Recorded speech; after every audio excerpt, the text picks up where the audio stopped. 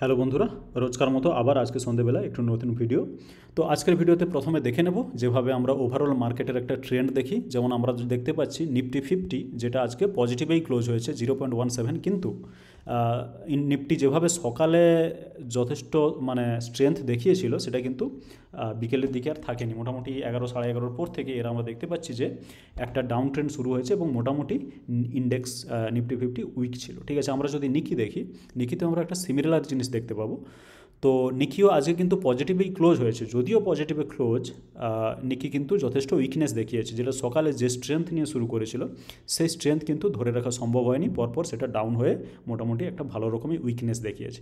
তো similar pattern Nifty 50তে আমরা লক্ষ্য করেছি, পজিটিভে ক্লোজিং কিন্তু উইকনেস দেখতে পেয়েছি আমরা। ঠিক আছে, আর আজকে যদি ইন্ডেক্সগুলোর দিকে একটু তাকাই, ইন্ডেক্সগুলোর দিকে তাকালে আমরা দেখতে পাচ্ছি যে আইটি বিজ 0.68% আপ, মোটামুটি ভালোই ছিল।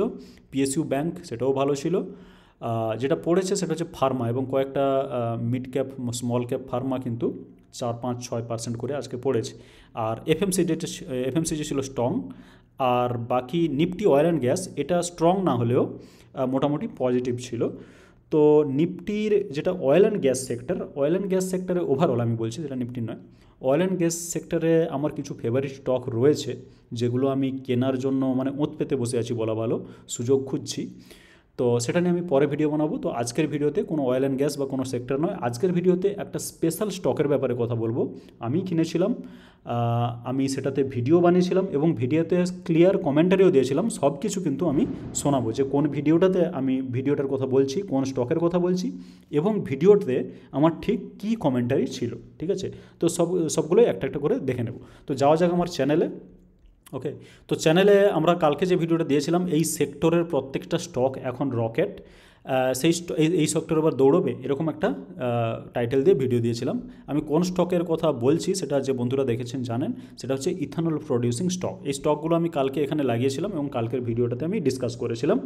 আর স্পেশালি মোটামুটি যে গভর্নমেন্টের থেকে একটা পজিটিভ নিউজ আসছে, সেই নিউজটা সম্বন্ধে আমরা কিন্তু ওই ভিডিওতে ডিসকাস করেছি। বন্ধুরা চাইলে ওই ভিডিওতে গিয়ে ক্লিয়ারলি ব্যাপারটা বুঝতে পারেন। তো এই ভিডিওতে যেটা কেবলমাত্র হাইলাইট করব সেটা হচ্ছে কালকের ওই ভিডিওতে আমি এই স্টকগুলোর ব্যাপারে একটু আলোচনা করেছিলাম এবং আমি বলেছিলাম যে এই সেক্টরের মধ্যে এখন যে স্টকগুলো আছে তার মধ্যে দুটো স্টক আমার বেশ ফেভারিট। সেই দুটো স্টক কী কী ছিল সেটা হচ্ছে SDBL, Som distilleries and breweries limited, global spirit. ঠিক আছে, তো সোম ডিস্টিলারিজ এটা আমার যে দুটো ফেভারিট, এই দুটো কিন্তু আজকে পজিটিভেই ক্লোজ হয়েছে, বেশ ভালো রকম পজিটিভ, 1.73%, 2.52%। এছাড়াও টু সাম এক্সটেন্ট আমার যেটা পছন্দ সেটা হচ্ছে জুয়ারি ইন্ডাস্ট্রি, যদিও আজকে একটু রেডেই ক্লোজ হয়েছে।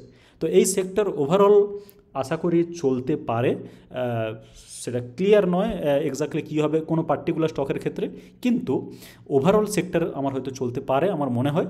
আর এই সেক্টরের মধ্যে আমার যে দুটো ফেভারিট সেটা হচ্ছে SDBL, গ্লোবাল স্পিরিট এবং কিছুটা হলে জুয়ারি ইন্ডাস্ট্রিজ। ঠিক আছে, তো এটা হচ্ছে কালকের ভিডিওর আপডেট। তো আজকে যেটা আমরা যে বিষয়ে ভিডিও বানাচ্ছি সেটা হচ্ছে একটা স্পেশাল স্টক, সেজন্য আমি আরেকটা স্টেপ নেক্সট চলে যাব।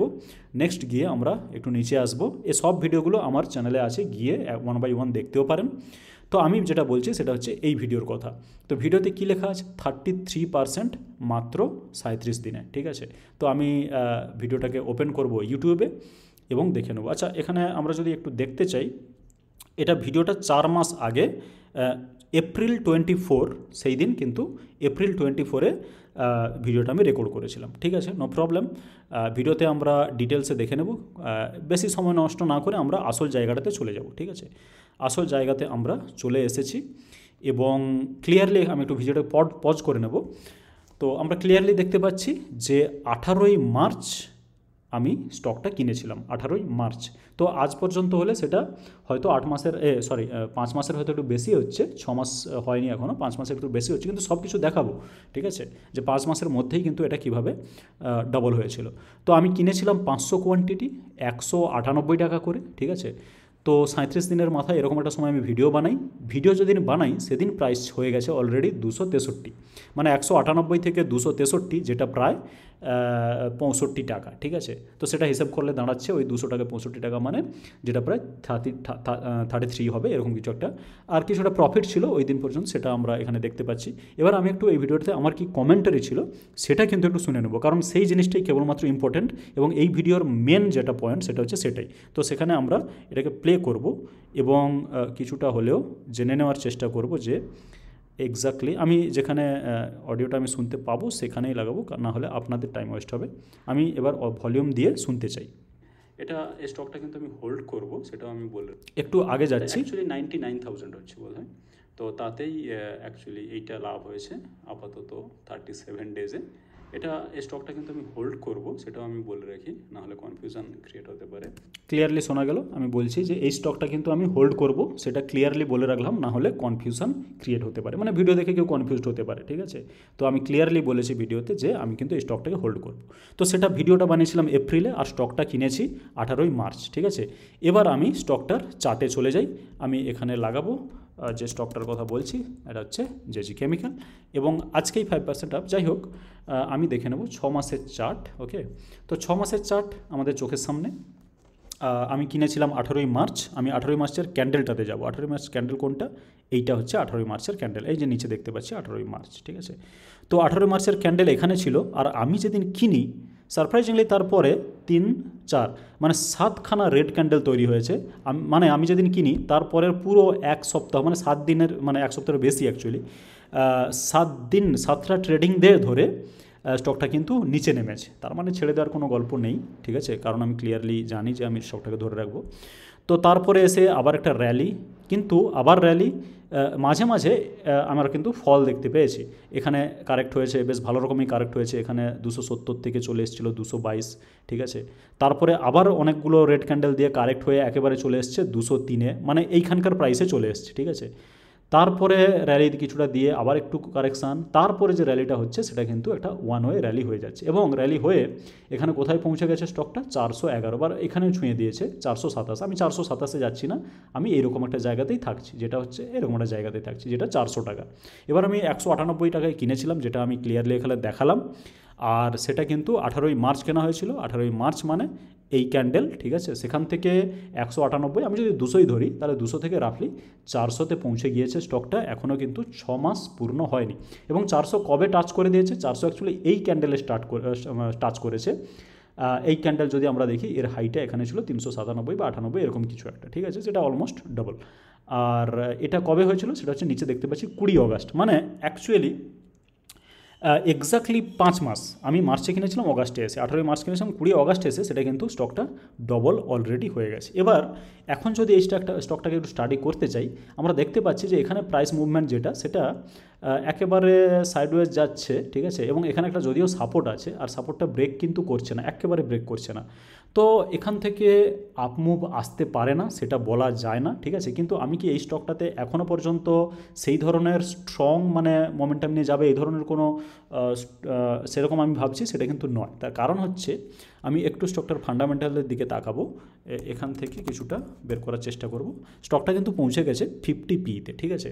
13% ROCE, 10% ROE, fine. Book value কিছু একটা 4 মতো। তো আমরা যদি পি রেশিওর এখানে চারটা দেখে নিই, তাহলে কিন্তু আমরা ক্লিয়ারলি দেখতে পাচ্ছি, আমি কিনেছিলাম মার্চ, এখানে ছিল তখন পি 11, এখন পি কিন্তু পৌঁছে গেছে 23-24-এর কাছাকাছি, যেটা আমরা এখানে দেখতে পাচ্ছি। তো পি যথেষ্ট বেড়ে গেছে, তার কারণ প্রাইস টু আর্নিং রেশিওর প্রাইসটা, মানে নিউমারেটর যেটা, সেটা কিন্তু অনেকটাই বেড়ে গেছে, সে কারণে পি রেশিওটা বেড়ে গেছে। তো এখন আমি এই স্টকে সেইভাবে স্ট্রংলি কিছু ভাবছি না, ঠিক আছে?